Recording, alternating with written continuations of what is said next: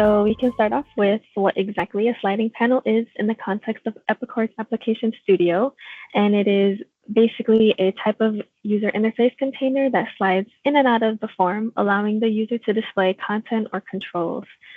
It sounds very basic, but I do go into some detail as much as I can in the short time we have. But we have two types of sliding panels. We have an in-app sliding panel and then the reusable one. The in-app one is going to be specific just to that form you're in and where you make it in Application Studio, while the reusable one is going to be shareable across applications. But the one thing to note is that with the shareable one, you are going to need a license, SDK license, or the software development kit for being able to create them. And unfortunately, I don't go into depth on how to do reusable ones today, but I am going to explain how we can do an in-app one. And then before I move on, just a little visual of exactly what a sliding panel is.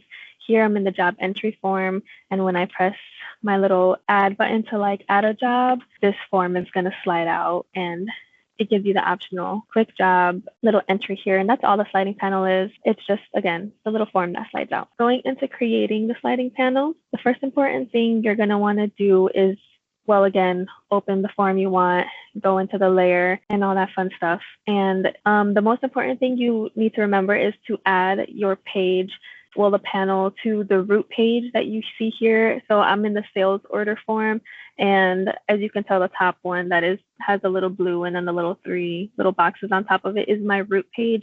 And you're going to press the add button, and it's going to create another page here. And then on the right hand side, we have our page details. And I'm going to go into that because this is where you change some of the details on there to make it a slide out panel. Okay, so starting here, we have the name, caption, page type, all kind of basic details that we have on a bunch of other forms. The most important one here is obviously going to be the page type, because it needs to be the sliding panel, which once you do that, it's going to bring it here with the rest of the slide out panels. But there's nothing too crazy about the other stuff. It's just important to always remember the name that you put on your pages and stuff, because we are going to be using that later. And then the next section we have, and again, this is all under the page details, is going to be your data. And again, this is just where you're able to bind that page to a specific application view. And then the same for the data set. You can define which data set this panel will use. The layout, it just allows you to set the panel's width. And then on the right hand side, we have a few buttons. Enable navigation is going to allow the forward or back navigation within the panels if needed. The hide close toggles whether the X button appears for the user. And then the show title, again, they're pretty self-explanatory. I would just say it's important to remember, if you do press the hide close, it's important to also press the collapse on outside clicks, because then you'd kind of be stuck if you don't have a way to exit out of that.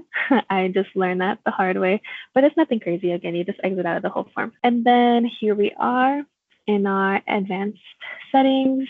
Again, page caption, more detailed caption, tab ID, if you want more tabs inside of the panel itself.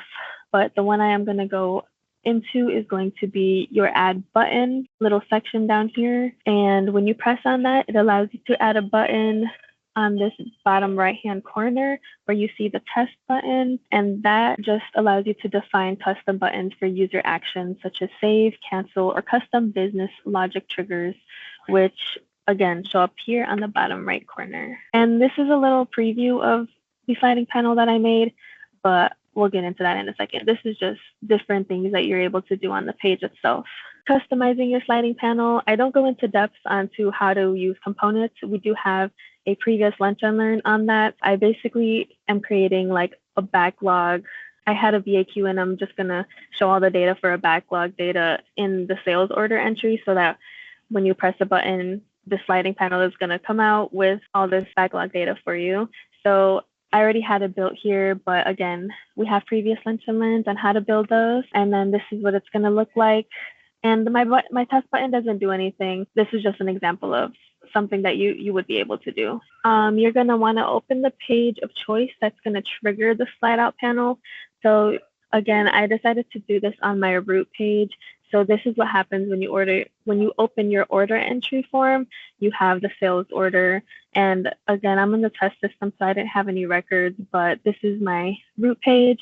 And on my root page, I was going to go to advanced and then action data. So that way I can add a button. And by doing that, I press this little add button, and then I create my backlog button, my description, show backlog. I wanted to add it to the primary toolbar, so that way you would be able to see that up here. You're able to change that button into a backlog. You're also able to change it to an image URL, but that one was a little more difficult, and then because it has to be like a public image, and yeah, there's other stuff you're able to do for the button as well. And then after you have your button and after you've customized your panel, you're going to want to obviously create your event so that it can actually work. And you're going to start with your trigger.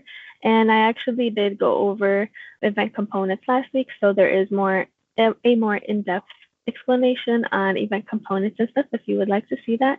But again, here's just my basic event that I made. My control type, my type was control, my hook was on click because it's a button, and my target was show backlog. So the weird thing that I did notice was on the trigger, like under the target, it'll give you the drop down of like buttons you're able to choose or just things you're able to click, but it gave me the description, show backlog. That was my description of the button. But then on the actual event itself here on the right, it does give you the ID, because that's the ID that I had chose, backlog button. So I would just say it's good to always know like any ID name or description that you label for anything, just because it does switch the names out sometimes. So that is going to be your trigger. And then you're going to want to choose the slider open component. And then you're just going to simply put in the page name of that sliding panel page that we made previously. And that's really it. You're going to have a page that looks like this. This is my order entry page. I have my show backlog button on my upper right-hand corner. And once I press that, it would slide out like that. And I would have my data showing the backlog data here. That's really it. Thank you.